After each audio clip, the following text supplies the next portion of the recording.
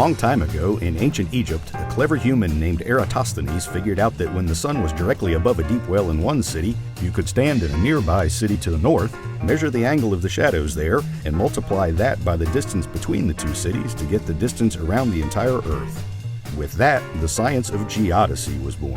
Geodesy deals with the measurement and representation of the Earth, or to put it more simply, it's the science of where things are, and just as importantly, where they have been and where they are going.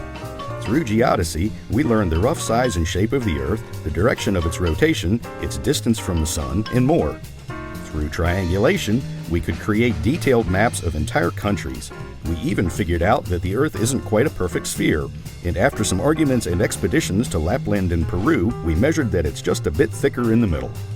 Building on this information, we found tons of practical uses for geodesy. Using stars as reference points and accurate watches, we could reliably determine latitude and longitude so that ships could cross giant oceans to get where they needed to go.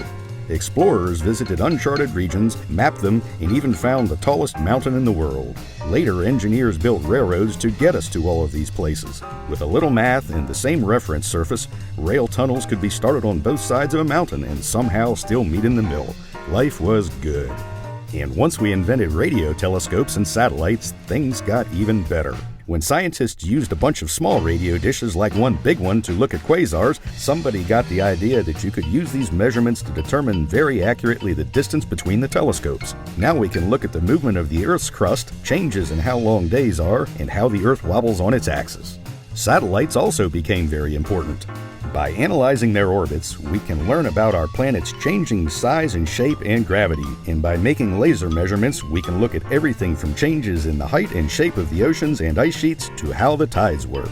So, from ancient Egypt to the hundreds of satellites in orbit today, geodesy continues to have a huge impact on our lives. And all because somebody, a long time ago, decided to look down a well.